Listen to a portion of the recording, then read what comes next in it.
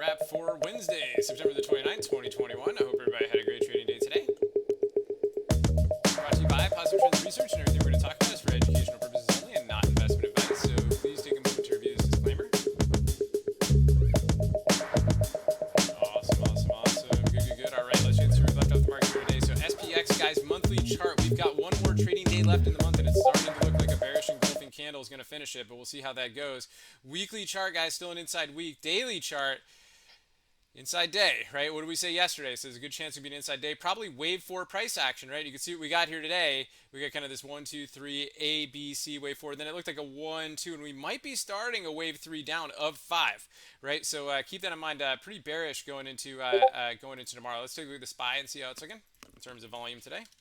Again, it was a choppy day today, guys, inside day, so I wouldn't be surprised if it was pretty low volume. Pretty low volume, but bigger than the other inside days, so we got that going on. Let's take a look at the S&P futures. Again, it was another whipsaw day, back and forth, very responsive day, right? So, basically just bouncing off of levels, right? And when you see that, in the market profile, you can kind of assume it's going to go up, down, up, down, up, down. I mean, it's like...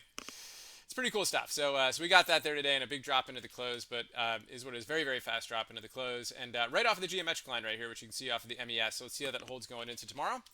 Let's stay with the Qs.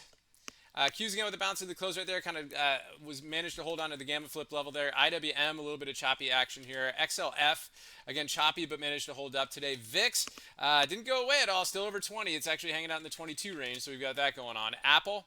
Below the signal zone here today for a nice drop here at the close. Tesla again, pretty decent right here. Nice intraday harmonic, right? So you can kind of see this right? So nice little kind of W bottom, very, very nice move there. Bitcoin, let's take a look. See what's doing on the daily chart right here. Again, haven't been a fan of Bitcoin since it's been under the ADMA, since the bearish engulfing candle up here. We liked it here, and then once it broke the macro upper trend line out, right? So right now it's just kind of blah. Let's say we could a couple other names today that were looking pretty interesting. LSID. Big upper shadow, so having trouble really kind of getting going even after recent positive news. MU faded the gap today and then back down again, so it's a pretty wild move on that one. PLTR.